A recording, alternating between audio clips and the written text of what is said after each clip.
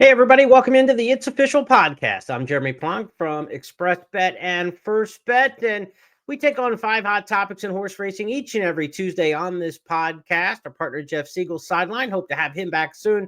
We'll go solo again this week, and look, there is some weeks where you struggle to come up with 5 really good topics on the show. This week might be as good a racing week as we've had in the country this year so far, and probably again until Kentucky Derby Day. So there is plenty to talk about, no question about that.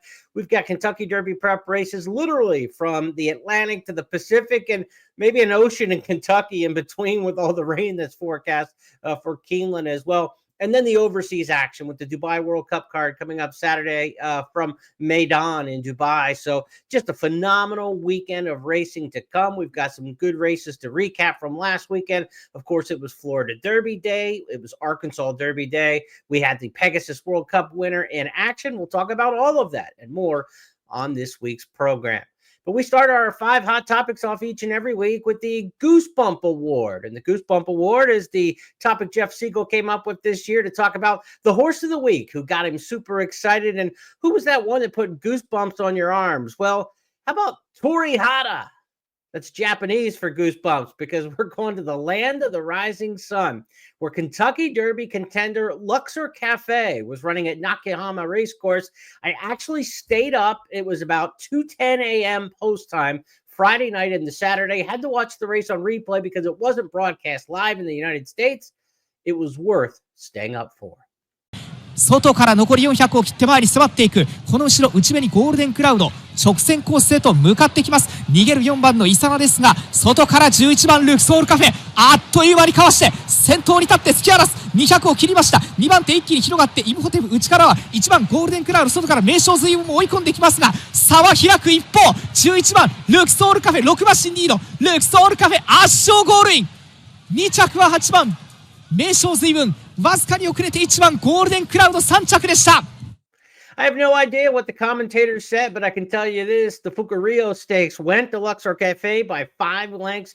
The son of American Pharoah now has won 4 in a row. He's got a beautiful pedigree for U.S. racing. Of course, by the Triple Crown winner, American Pharoah. He's a half-brother to Regal Glory, earned more than $1 million, several $1 million on the turf for trainer Chad Brown, and also a full brother to Cafe Pharoah, who won some of the same stakes races along the way as a 3-year-old and became a multiple Group 1 winner in Japan. Just a lovely pedigree for Luxor Cafe, but what I love is that turn of foot, able to accelerate, did something similar in the Hyacinth Stakes around 1 turn last time out, and then kind of idled once making a burst to the lead. There was no idling in this one, finished it off 36 3/5 seconds over the final 3 furlongs. Exceptional come home time there. And if you look the last 400 meters, which is roughly about a quarter of a mile, I did this off the video, but this horse went about 10 lengths faster the final 400 meters than last year's winner of this race, T.O. Password. If his name sounds familiar, T.O. Password came over here and ran 5th in the Kentucky Derby. Everybody remembers that Forever Young ran the bang-up 3rd in the Kentucky Derby, beating 2 noses, but just 2 places behind him was T.O. Password coming out of this same race. Now, I don't think this horse Luxor Cafe faced the same level of competition that we saw last year at this time by Forever Young. Forever Young ran in Saudi Arabia, ran in Dubai, had really had some international passport stamps by the time coming here. We haven't seen Luxor Cafe outside of Japan, but he's won left-handed, he's won right-handed, he's won twice at a mile and an 1/8. I think he's the real deal, and he's one to watch. And last week, Tori Hata, he gave us the goosebumps for last week's most impressive performance visually, that coming in the Fucarillo Stakes at Nakayama. Now, let's continue along on the Triple Crown tracker as we talk more 3-year-olds. We're waiting to see if Luxor Cafe will come over here for the Kentucky Derby as expected. But horses running this weekend on the Triple Crown tracker, certainly in the Santa Anita Derby, the Bluegrass and the Wood will be horses that we're looking at towards the Kentucky Derby. And last weekend, as we begin the reviews in the Triple Crown tracker, let's go back to the Florida Derby. We'll start things off there in the Florida Derby, where this was a race where we had a horse coming back off the Fountain of Youth in an impressive style, Sovereignty. He had earned favoritism towards the Florida Derby. Even with a deep come-from-behind style, he was able to get there with the short stretch, going a mile and a 16th, the 16-pole finish line in the Fountain of Youth. The extra ground figured to help him here, going to the mile and an eighth and using the traditional finish line the full length of the stretch. But Sovereignty ran into a tougher customer on Saturday at Gulfstream Park in Tappan Street. Tappan Street's a horse I've liked quite a bit. He was second in the Holy Bull Stakes in just his second career start, made a big move to the top of the stretch and got nabbed that day by Burnham Square. What I like about Tappan Street is the campaign. Brad Cox has been smart with this horse. He hit him on a perfect workout tab since the Holy Bull, skipped the Fountain of Youth, an unnecessary race. I think if you're set to go in late January for a race like the Holy Bull, the beginning of February, around that time, I don't think you need that race in the Fountain of Youth. I think you train up to the Florida Derby, and that's your best path. And Tappan Street did that, and he trained exceptionally well, as we talked about last week and in our handicapping shows. When he worked with Saudi Crown, the older Grade 1 winner, was easily outworking Saudi Crown. It was a sign that Tappan Street was sitting on a big one. Luis Saez was sitting on a rocket. Let's go back to Pete Aiello's call of the Florida Derby. Kent Road, Zayas all over Reno Equos, and Tappan Street swung to their center of the racetrack. They're an eighth of a mile from home. Here comes Tappan Street, surging forward now to take the lead. Sovereignty runs at him from the outside with a 16th to go. If you're looking for a shortcut to Louisville, take a ride on Tappan Street. He wins the Florida Derby by a length and a half. Second is Sovereignty. Pretty strong finishing splits here, coming home at 37 and change, which you want to see. I think both the top two contenders here out of the Florida Derby, the way they finished up well, will excel going to the mile and an eighth. So Sovereignty, Tappan Street, two horses coming out of the Florida Derby with plenty of points to play for the Kentucky Derby, and I think serious contenders come the first Saturday of May. Back-to-back weeks where Brad Cox's barn has started to heat up. Now he won with Final Gambit in the Jeff Ruby at Turfway 2 weeks back, and then last week winning with Tappan Street. He's still got a couple cards to lay down here in the final weekend of preps, but Brad Cox with two already set now for the Kentucky Derby. As for the rest in there in the Florida Derby, Matticat Road kind of got exposed a little bit on the front end, went a solid pace, but wasn't able to hold over the mile and an eighth. I think he's a little bit distance limited and won't be set for the longer races this summer, but perhaps a Preakness horse cutting back to a mile and 3/16. It'll be stretching out to a mile and 3/16 off the Florida Derby, but with a little bit of time to train up to it, with a little more time and coming in fresh, I could see Matticat Road as a horse potentially to run back in the Preakness, as well as Neo Equus. He ran well from the rail, showed a lot of speed in here. The top two horses who showed the pace ended up third and fourth. They didn't completely cave. I think Neo Equus for Saffie Joseph, Matticat Road for Bob Baffert. Both could be horses that we're talking about come Preakness time as new shooters. But major Kentucky Derby contenders, Tappan Street and Sovereignty, I think those are two horses you want to keep an eye on moving to the first Saturday in May. Now, let's move from the Florida Derby to the Arkansas Derby, also run last weekend. Grade 1, $1.5 million Arkansas Derby. And if you thought Matticat Road went a little quick in the Florida Derby, hold on to your hat here, because the speed shown by Cornucopian in the Arkansas Derby was out of this world.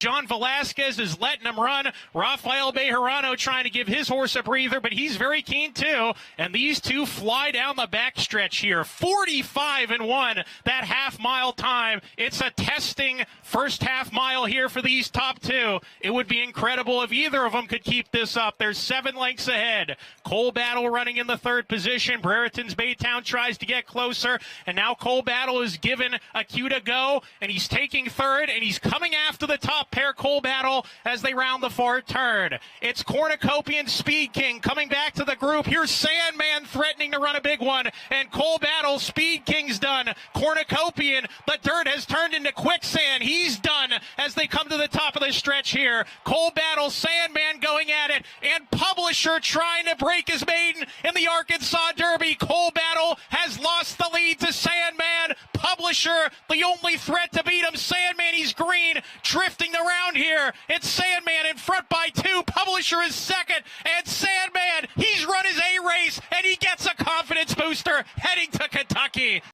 45-21 to the half. They had to stop, and they did. It set it up for the closers. Sandman finally got there and punched his ticket in his third stakes try at the meet. Publisher, the maiden, rallied for second. He's still a maiden, but he's got the points now to play in the Kentucky Derby. Cole Battle a bit flat, a little bit closer to the pace than the top two, and paid some of the price for that. He was also a workout short, according to trainer Lonnie Briley, and Briley had to kind of spread the works 9 days apart coming into this race. He wasn't quite as tight as he needed to be for a mile and an eighth. He says he'll be tighter for the Kentucky Derby. I've got questions about the distance limitations for Cole Battle. As for the top two in here, Sandman and Publisher, yeah, they closed. Yes, they look like horses that when we go a mile and a quarter, will just keep coming. But this was a really slow come-home time. When you talk about 45-21 to the half, it was almost 52 seconds for the back half of this race. So they went 7 seconds slower the third and fourth quarters than they did the first and second.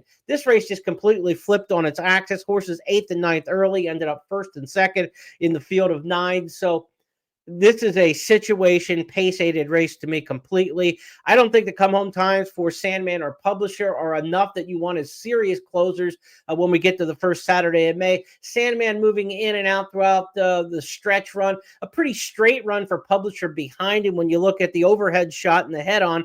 But Sandman was all over the track. Part of that, I think, was he shied from the whip left-handed when Jose Ortiz went to the stick, and he kind of didn't like that. But he was in and out, I think, a little bit tired. But then once he got his stride back right before the wire, he drove off pretty nicely there. He galloped out best in the race, and Sandman's probably the horse out of this race who's got the best chance in the Kentucky Derby of the three that will go on. Sandman, Publisher, Cole Battle move on. As for Cornucopian, it was too much too soon in terms of pace. I don't know if it was too much too soon in terms of resume. Remember, he was the 4-5 favorite in this race, just coming off a 6-furlong debut win on the Rebel Stakes undercard at Oaklawn, sent back to Oaklawn for a second road trip, but he just simply went too fast. I don't understand John Velasquez hooking up here with Rafael Bejarano with Speed King the way that they did, the aggressiveness that the two went after each other. It was not the kind of race that you want to see in terms of relaxation, in terms of trying to stretch your horse extra distance. This wasn't like a one-turn mile. This wasn't a sprint. This was trying to get 3 extra furlongs out of a runner, not only to win on Saturday in the Arkansas Derby, but to see if you've got a Kentucky Derby runner. Just everything wrong about the strategy in here. And John Velasquez, for all the Hall of Fame rides he's had in his career, this one will not be added to the plaque. Definitely not his best day. Cornucopian ends up 4th in here, beaten 8.5 lengths. He probably should have got beaten a lot more. You go back and it was 24 3/4 lengths where the other speed player, Speed King, ended up behind. And that's probably, if Cornucopian wasn't an exceptional equine, that's probably where he would have ended up, 20 to 25 lengths back after that torrid pace. The fact that he only got beat 8.5 tells you that he's a pretty nice horse. Could he move on to the Preakness? We talked about the speed that couldn't quite finish the deal in Florida. Cornucopian to me looks like a very logical Preakness kind of contender. I wouldn't cut back to Pat Day Mile and try to go super short with him. I think he's an outstanding horse with a lot of pedigree. He's got a lot of potential. He gets a little more foundation in him now, and he gets that time to recover and build back up from the Arkansas Derby all the way to the Preakness Stakes. And I think he could be an effective new shooter in the Preakness. So I would like to see Cornucopian move forward to the Preakness Stakes. That's a look at Oaklawn's big race, the Arkansas Derby, this past weekend. And we had another one on Sunday at Oaklawn Park that might go a little bit under the radar, but they ran the Hot Springs Stakes. It's a 1-mile race, 2-turn event. Gaming was back in town. He ran terribly in the Southwest for Bob Baffert. They were trying to get him back on the right side. He ran a pretty good second, but he was no match for Clever Again, who's gotten really good in his last couple starts for trainer Steve Asmussen, and he too looks like a potential Preakness horse. Clever Again, he's clearly the one to beat. Looks like Jose Ortiz thinks this horse has plenty of energy for the stretch run as he turns for home, asks him to turn on the afterburners, and he opens up 2.5. Gaming reclaiming second from Perfect Force, but Clever Again, a very exciting prospect in the 3-year-old division in the Winchell Thoroughbred colors. What a great weekend for Jose Ortiz. Clever Again by Triple Crown winner American Pharaoh out of a Galileo mare. That turfy dam side, plenty of stamina on the dam side. The brilliance up top. Clever Again, really one to watch here off this 4-length victory in the Hot Spring Stakes. Again, that was just a mile. They used the 16th pole finish line, but I could see this horse potentially in a Preakness type bid coming up a little bit later in the spring. What a weekend for Jose Ortiz. He won with Sandman. He won with Clever Again. And nobody in America is riding better right now than Jose Ortiz. Going back to the start of the meet at the fairgrounds, he's been absolutely exceptional. Now, those were 3 big races last weekend on the Triple Crown tracker. We've got 3 more and 1 international, 4 in fact, coming up this Saturday on the slate this Saturday. You got the Santa Anita Derby, the Bluegrass, the Wood Memorial, and before those run over in Dubai, the UAE Derby to kick things off in the morning. Just taking it sequentially, the UAE Derby is going to feature Flood Zone for Brad Cox, winner of the Gotham Stakes, on a stretch out to 1 mile and 3/16 off that 1/3 mile. Interesting to see how far he'll be able to run there.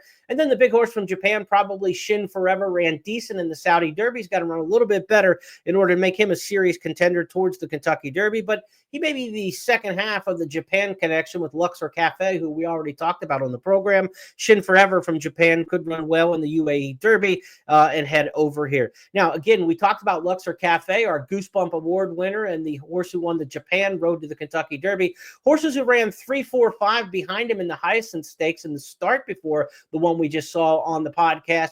3, 4, 5 finishers out of that previous race, the Hyacinth Stakes, they all come back and run in the UAE Derby. So keep an eye on how those Hyacinth alumni come back in the UAE Derby. Will give us a little bit of an international measuring stick. Not directly, it's not the greatest measure on Luxor Cafe, but it's going to be the best we have in terms of how his competition in the past may stack up with some others. So we get a horse from the Gotham. We get some horses who have faced Luxor Cafe. Shin Forever in there out of the Saudi Cup, out of the Saudi Derby. A little bit of a measuring stick there in the UAE Derby towards Luxor Cafe. Now let's talk Bluegrass Stakes at Keeneland. This is a race where there's some horses who are looking to bounce back off of some seriously disappointing efforts. Of course, last year at Keeneland, East Avenue was as good a 2-year-old as we saw in America. He hasn't been the same horse this year. Can Brendan Walsh get him back on the beam? I think that's a big question mark. And then you've got the rematch from the Tampa Bay Derby, where Chancer McPatrick was favored that day, coming off the layoff, multiple grade 1 winner as a 2-year-old, but hasn't won around 2 turns yet, and he came up a bit short when Owen Almighty ran away from them on the front end. He was dazzling, and he finished up in an exceptional come-home time in that Tampa Bay Derby. Now the question is, how far can the Brian Lynch trainee go at this point? Owen Almighty is extremely talented. We know he's got brilliance. Can he get 1 mile and 1/8? The back end of the Tampa Bay Derby says so, that he possibly can. His come-home fractions, again, were absolutely exceptional in that race. I think it was the second fastest Tampa Bay Derby overall in history. The race he ran in the Sam F. Davis earlier in the spring when he ran a good second was the stakes record in the Sam F. Davis. So he's coming off 2 bangers down at Tampa Bay Downs. And we've seen the Tampa Bay Downs horses come up to Keeneland in the Bluegrass and in some other races and run exceptionally well over the years. I expect that Tampa Bay Downs form and the Tampa Bay Derby to be very effective in the Bluegrass Stakes.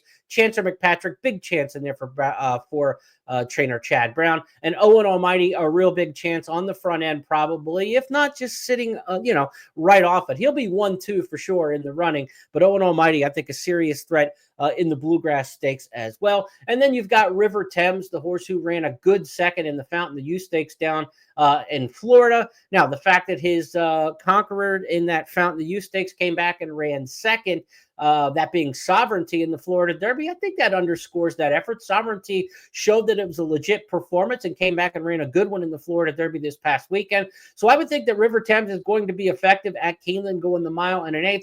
Again, the Fountain of Youth was 1 mile and 1/16, and they used the 16th pole finish line, and he still got caught. Now they go the full length of the stretch at Keeneland. They go an extra 16th of a mile. River Thames is going to have some distance questions. I think he's going to be one of the horses absolutely with a major chance at the 3/16 to the 8th pole. Can he finish the deal? We're going to find out on that talented colt, River Thames, in the Bluegrass Stakes. As for the Santa Anita Derby, it's all about three big ones in there in a field of five, but three horses I've had in my top five in the Countdown to the Crown series throughout the course of the last several weeks, if not months. Journalism, my number one preseason contender and number one throughout. He's coming off a big win in the San Felipe where he beat Barnes at a mile and a 16th. That was the first stretch out for Barnes. It was a big comeback race for Journalism, and Journalism was much the best throughout the lane and down the stretch to win that one.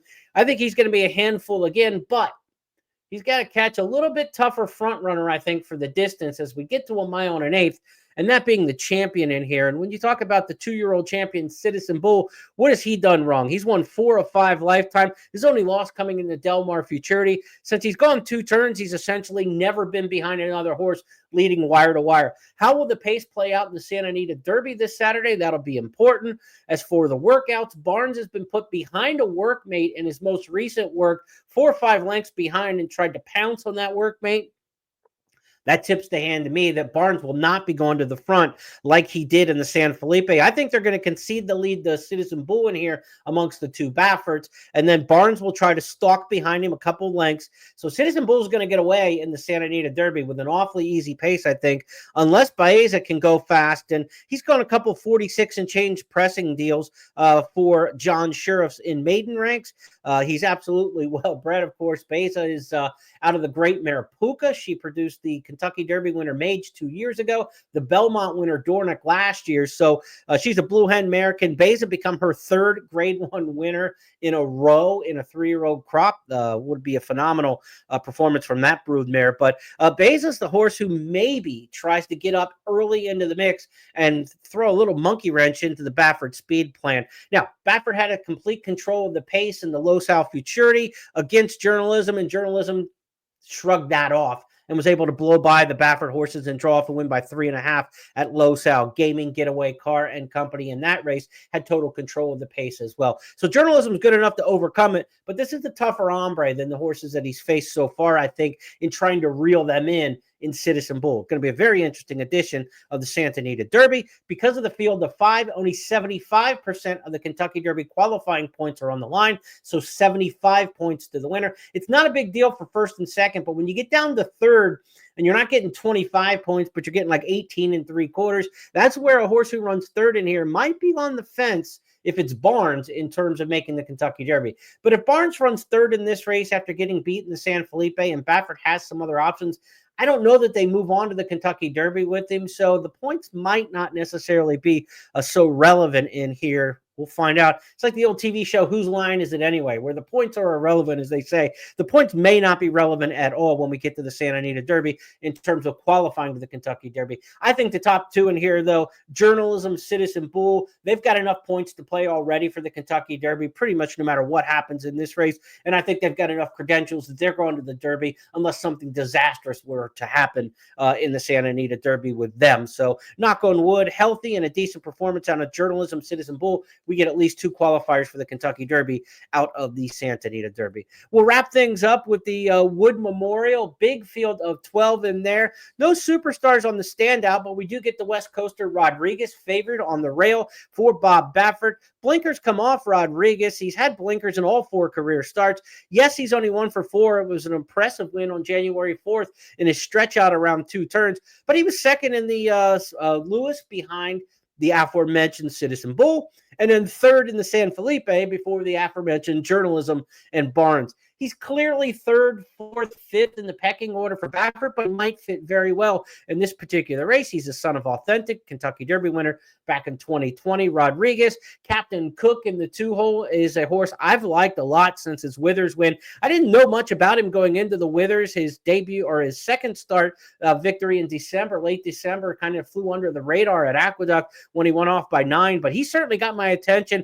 Visually impressive in his win in the Withers. That was at a mile and an eighth. Rick Dutro did a good job here, not coming back and running in the Gotham. He'd already been around 2 turns, 9 furlongs. She don't cut back to a 1-turn mile. He waited for the wood. His patience could pay off here. Captain Cook to be ridden by Manny Franco. Of course, Franco rode Sovereignty to the second place finish last week down in Florida. Others in the Wood Memorial, Hill Road coming off a third place finish to Owen Almighty and Chancer McPatrick. We'll get a good sense of that Tampa Bay Derby when the 1, 2, 3 finishers are all back. I think they could all be factors. Hill Road, major player under Joel Rosario in the Wood Memorial. Others in that field include McAfee, a stablemate, or Rick Dutrow for Captain Cook. McAfee, notably, offspring, a half-brother to last year's Horse of the Year, Torpedo Anna. We'll see what McAfee can do. And Grande for Todd Pletcher, son of Curlin, 2 for 2 down at Gulfstream Park. He's already won at 1 1/8. He'll get his stakes debut. That coming up in the Wood Memorial. Biggest field size, not necessarily the most prestigious of the Triple Crown prep races in recent memory. It's been a long time since Funnyside and Empire Maker made a dent in the Kentucky Derby while coming out of the Wood. But we've seen the Wood produce some horses for the Preakness in recent years. The Wood has done okay with a Belmont winner and Mo Donegal that just haven't had any luck at all in the Kentucky Derby coming out of the Wood Memorial. But that's a wrap for our Triple Crown tracker on this week's edition of the It's Official podcast. Let's talk a little bit Oaks now in topic number 3. We know Good Cheer's the filly to beat. She romped last time out in the Fairgrounds Oaks. She's 6 for 6 lifetime. The daughter of Medaglia d'Oro has 3 wins at Churchill Downs. There's really no holes in her game for trainer Brad Cox, as she has established herself clearly as the favorite for the Kentucky Oaks. Now, who might her challengers be? Let's go back to the Gulfstream Oaks last weekend, and 5G with the victory there. Coming off a race at Oaklawn Park, where we're going to talk about those combatants in just a moment. But here's the Gulfstream Oaks. Franco and 5G with just a 16th remaining. They're a length and a half in front. And as promised, has tried hard, but 5G has more at 6-5. The Gulfstream Park Oaks goes to 5G. 5G went gate to wire. Bit of a carousel finish. The top 2 all the way around the track. They were modest late here. I don't know that the Gulfstream Oaks is going to stretch out well and play well to 1 1/8 in the Kentucky Oaks. And boy, did they return in style. It was a 1-2 banger at Oaklawn as the fillies prep towards the Oaks. The top 2 are squaring off. The 2 top choices in the wagering are going at it. Simply Joking on the inside, nudged along to keep going. Quiet Side alongside, and these 2 are 6 lengths clear of the others. It's a match race coming off the turn between Simply Joking and Quiet Side. Simply Joking, Jaime Torres on the inside. Outside, it's Jose Ortiz and Quiet Side in a ding-dong battle with 1 furlong to go. Quiet Side on the outside, neck and front now. Simply Joking, resilient from the rail. Quiet Side digging in. She's got a half-length lead, and she has the fantasy victory. Quiet Side off to the Kentucky Oaks. So Quiet Side and the previously unbeaten Simply Joking both run a strong race here. They locked up, and really for about 6 furlongs, we're going at it head-to-head the whole way around the track. This was a race where the pace was easy. They didn't go at each other that hard. 48 to the half, 112. So they kind of went rhythmic in this particular spot. I think they'll go longer to the 1 1/8 in the Kentucky Oaks. And look, when you talk about this race, the fantasy stakes at Oaklawn, it may be grade 2 in name, but this is one of those misnomers. I cannot believe that the North American Greatest Stakes Committee has not made the fantasy a grade 1 just in the last couple of years alone. But you go back into history, it's been an outstanding race. But in the last 3 years, it's produced Secret Oath and Torpedo Anna, impressive winners of the Kentucky Oaks each. So I think this race can be very much a player with Quiet Side and also the runner-up in this particular spot now with just 3 starts under her belt. So, I think you can still see some more step forward out of Simply Joking coming out of this race. These are 2 fillies you want to keep your eye on towards the Kentucky Oaks, but they are going to be distant second, third, fourth type choices, obviously, when you're talking about Good Cheer, as good as she is. Brad Cox going for a 3rd Kentucky Oaks win. He won it with Monomoy Girl. She's the Devil Do. So he's had some good ones in the past. I don't know that any of them stand out quite as much as Good Cheer does with that 6 for 6 record, but certainly Monomoy Girl was a standout in her right in her big win. So that's a look back. It's a couple races for the Kentucky Oaks Trail from last week. Now we've got a couple more to come this weekend. We've got the Santa Anita Oaks and the Ashland Stakes coming up on Saturday. Santa Anita Oaks on the West Coast going to feature 10 million there. She's run 5 times. She's got 4 victories. Her only defeat, 3rd in the Oak Leaf. That was her first time around 2 turns, but 2 more chances around 2 turns, and this daughter of Kentucky Derby winner Nyquist has figured out the 2-turn game. She won easily in the Starlet. She won even easier in the Las Virgenes at 1-5 odds. She'll be a heavy favorite matched up against Vodka with a Twist, third-place finisher last time out in the Starlet to finish her 2-year-old season. We haven't seen Vodka with a Twist for Phil D'Amato since last year. And, of course, she was runner-up in the Breeders' Cup Juvenile Fillies in the fall. Tenma versus Vodka with the Twist in a good edition of the Santa Anita Oaks. That'll go as race number 4 on Saturday at the Great Race Place on the undercard of Santa Anita Derby Day. And then also coming up on Friday, opening day at Keeneland, they're going to run the Ashland Stakes. Traditional opening day feature there, a mile and 16th, so they'll use the 16th pole finish line. The Ashland's been a little kooky race over the years with some upset plays in there, so if you're gambling, don't be afraid to take a little bit of a step out. Brad Cox, we know he's got good cheer. He's got the favorite for the Kentucky Oaks. Might he have the second favorite if Mohima can bounce back? She was third last time out in the Honeybee behind Quiet Side and 5G. That was her first defeat after 3 easy victories. She closed her 2-year-old campaign winning the Des Moselle at a mile and 1/8. We know she can get some distance. I was disappointed in her effort at 4-5 in that comeback race. I think she's better than that. We'll see if Mohima bounces back in the Ashland Stakes. Main challengers in there, you got horses like Super Speed, a horse who was second by a nose in the Santa Isabel out on the West Coast for John Sadler.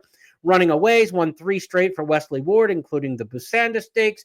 And so it's not the toughest field in here for Mohima. If she's as good as I think she is, and if she's one of the top 4 or 5 contenders towards the Kentucky Oaks, she should bounce back. We should see on Friday at Keeneland. Heavy rains expected starting Wednesday in Lexington, Kentucky. So probably dealing with the sloppy track at best if the weather holds up at all for opening weekend at Keeneland. So handicap for a wet track probably in that race, the Ashland Stakes Friday at Keeneland. Now, we're not expecting any rain in Dubai, but we're not expecting any American stars there as well for this year's Dubai World Cup. They're ghosting the Dubai World Cup, and I say ghosting because you would expect White Abarrio to have been a horse who's a major contender for this year's Dubai World Cup. Of course, he won the Pegasus World Cup back in January, but he was back last weekend at Gulfstream on the undercard of Florida Derby Day in the Ghost Sapper. So they ghosted the Dubai World Cup for the $165,000 Ghost Sapper. It was a paid public workout for White Abarrio. Let's take a look. Lightning tones, and they're on their way home.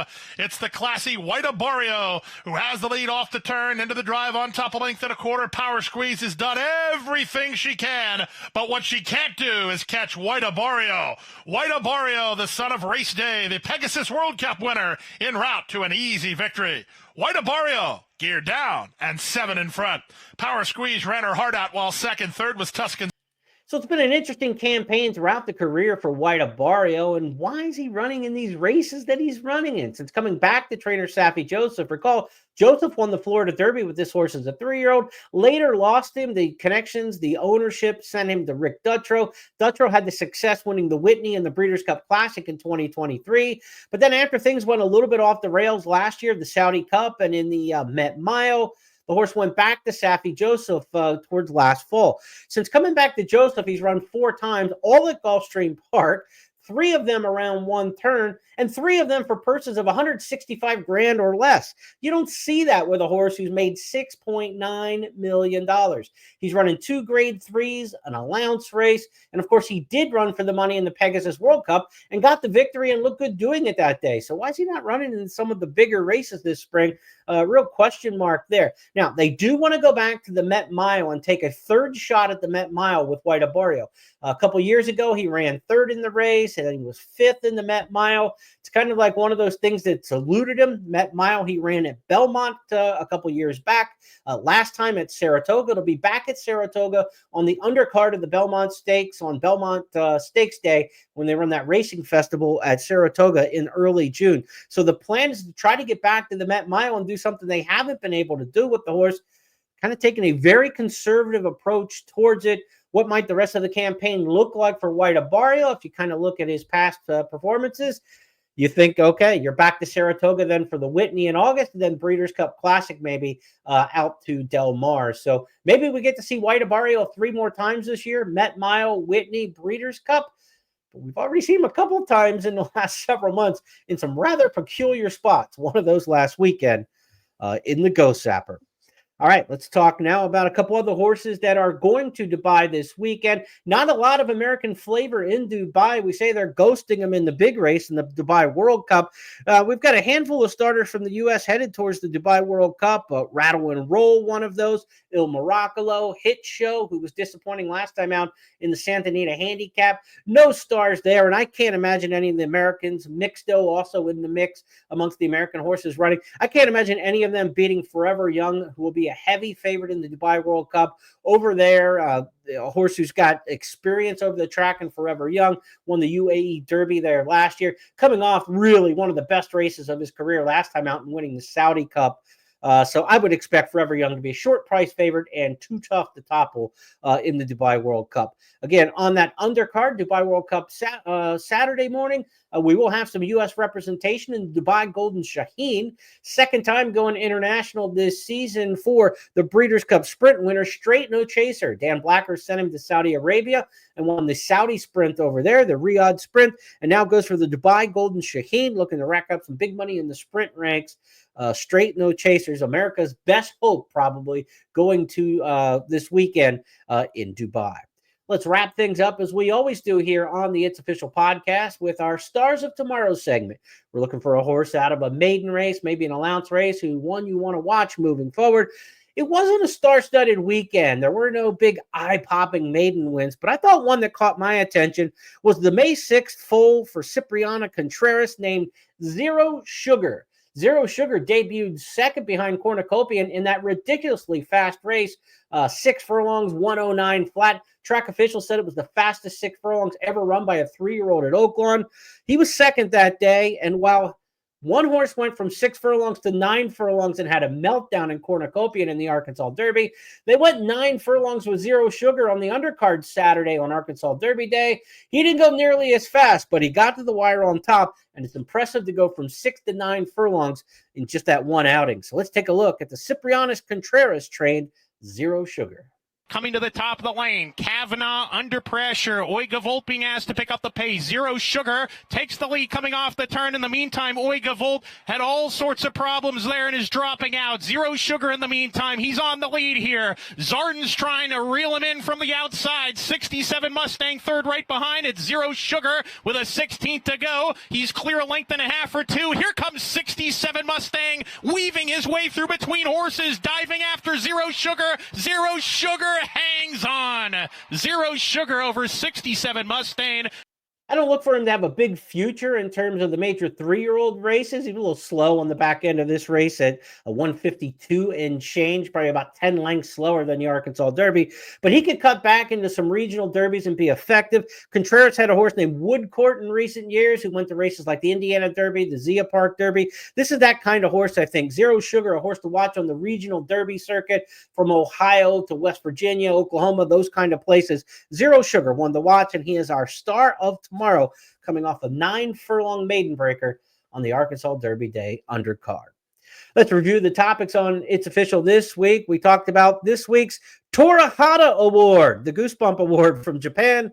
Luxor Cafe, the winner of the Fukurio Stakes, got the crown this week. Talking crown, the Triple Crown Tracker, we reviewed the Florida and Arkansas Derby, as well as a horse to watch maybe for the Preakness coming out of the Hot Springs Sunday for Steve Asmussen. We previewed the Santa Anita Derby, the Bluegrass, the Wood Memorial, and a short peek into the UAE Derby. And then Good Cheers Oaks Challengers started to emerge last week with the Gulfstream Oaks and the Fantasy Stakes, and we'll get more of those challengers towards the Oaks this weekend with Friday's Ashland and Keeneland and the Santa Anita Oaks on Saturday. Who's ghosting the Dubai World Cup? It was the Ghost Zapper Stakes instead of the big money in Dubai for White Barrio. He continued to rock and roll. We looked ahead to some of the names to watch on the Dubai World Cup undercard, including the great Japanese runner Forever Young. And our star of tomorrow, wrapping things up, Zero Sugar for trainer Cipriano Contreras, son of Twirling Candy, a May 6th foal. He's got some upside to still improve. Just 2 career starts, and he won from 6 to 9 furlongs on that card in Arkansas. Those 5 topics are now official because my partner Jeff Siegel and I say so. That's the way we play the game here on It's Official. And we'll do it all again in a week's time, where we've got a ton to wrap up next weekend. Not only those 3 major Kentucky Derby prep stateside, but the Dubai World Cup Day card. All the implications. We'll have plenty of news and notes on the Triple Crown Trail, as all the preps essentially will be in the books except the Lexington Stakes, and that probably won't have a major impact on the Derby. So a lot to talk about next week. Can't wait to get to that. Between now and then, be sure to join us on Friday for the First Call podcast, our weekend handicapping. Scott Shapiro's been sitting in for Jeff Siegel the last several weeks. We'll have 8 stakes races racked up for you to handicap for this weekend. All the big cards. Hopefully, Keeneland, we can get through the Noah's Ark situation that's potential to go on there. Santa Anita, of course, on Santa Anita Derby Day. We've got the big day at the Wood Memorial at Aqueduct, and of course the racing in Dubai for Dubai World Cup Day. Plenty to handicap on Friday. Got a lot of work to do between now and then. Have a great week, everybody, and we'll talk to you coming up on Friday.